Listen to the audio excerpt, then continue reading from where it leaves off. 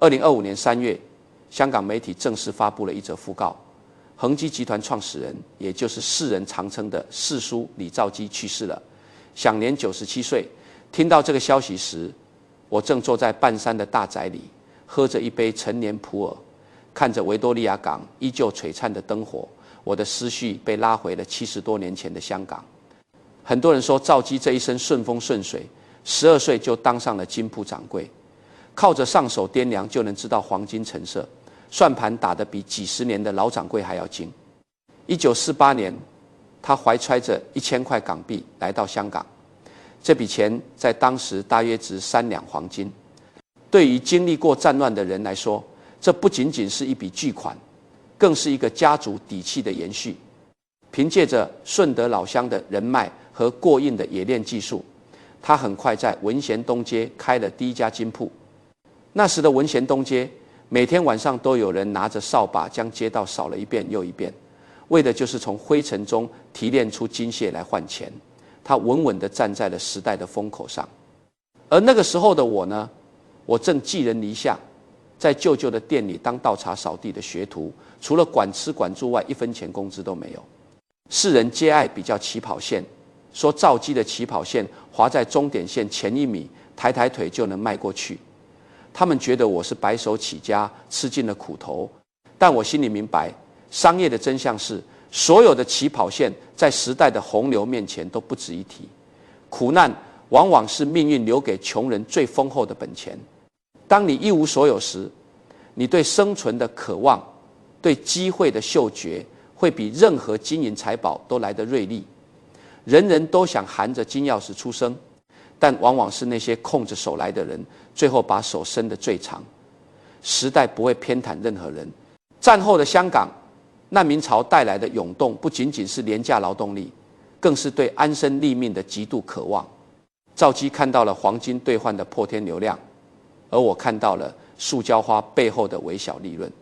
我们都在用自己的方式回应着那个风云际会的时代，没有谁比谁更高明，我们不过都是时代正理的代管者。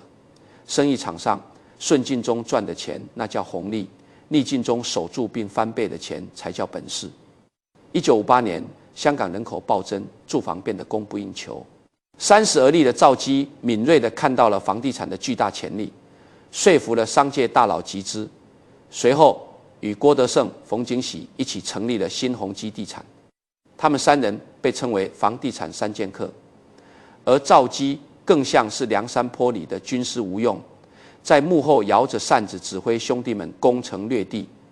他提出并发扬光大的分成付款、10年付清模式，让当时很多中下层市民有了安身立命之处。那是一个烈火烹油的时代，大家都以为好日子会一直过下去。然而到了上世纪60年代末，社会动荡，房地产狂跌，人们纷纷抛售手中的产业，割肉止损。恐惧是会传染的，当街面上全是急于脱手的人时，理智往往会被群体情绪所淹没。但我选择了逆道而行，我果断下场抄底，大量收购地皮和旧楼。几年后风暴平息，再将手里先前低价收购的地产高价卖出，一进一出，跻身大富豪之列。很多人问我为什么敢在那个时候买，我告诉他们，做生意就像种树，你不能每天去刨开土看根长了没有，你只管浇水，然后等不了的人永远种不出大树。我从不在顺境中规划顺境，我永远在太阳高挂时准备雨伞。兆基看重的是顺应市场的刚需，我看重的是人性的恐慌周期。好景时不要忘记坏日子，坏景时不要忘记好日子曾经来过。永远保留在别人恐慌时还能买入的现金，这不是贪婪，这是纪律。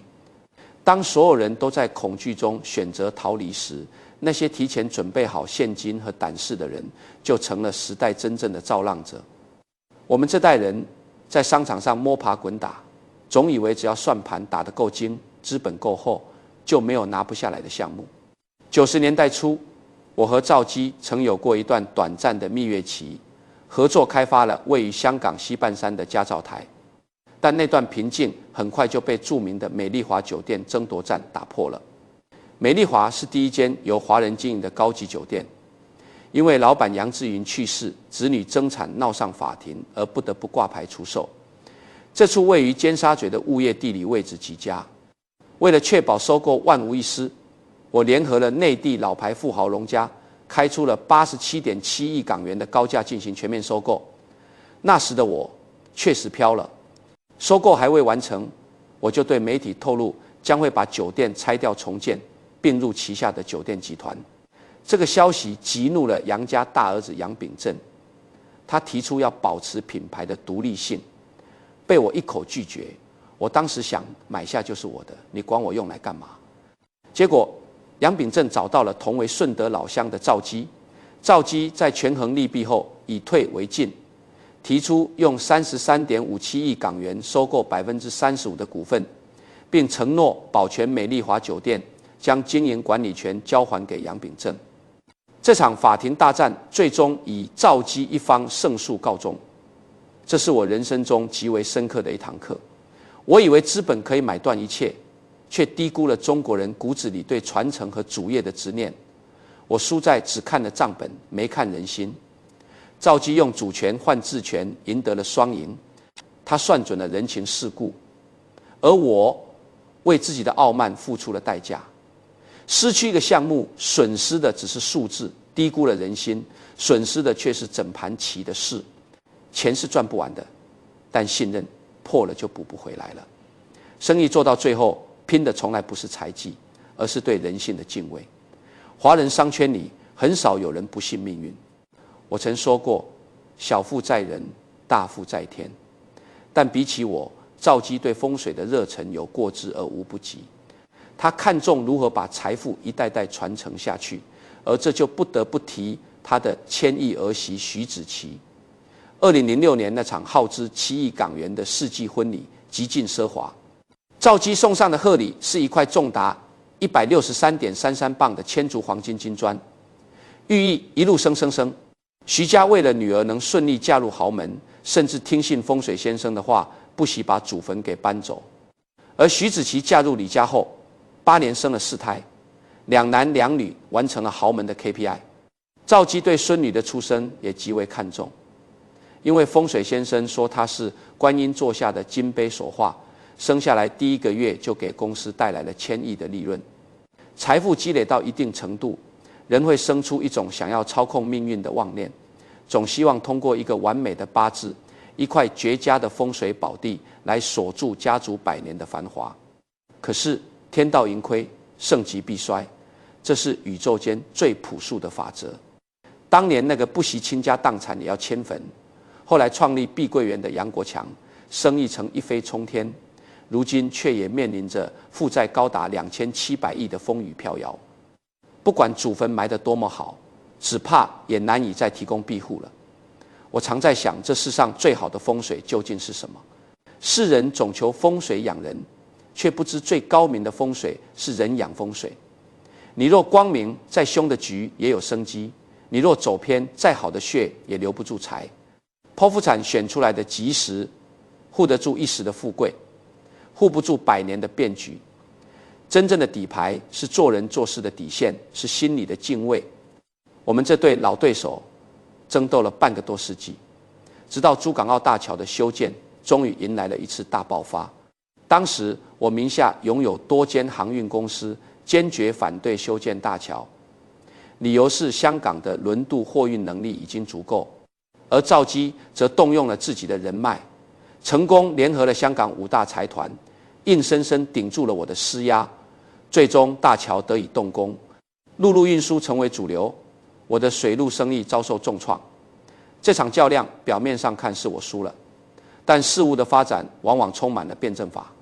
正是因为这场挫折，我逐渐开始减持香港资产，转向英国、加拿大、澳洲等地投资，从地产帝王变成了资本运作大拿。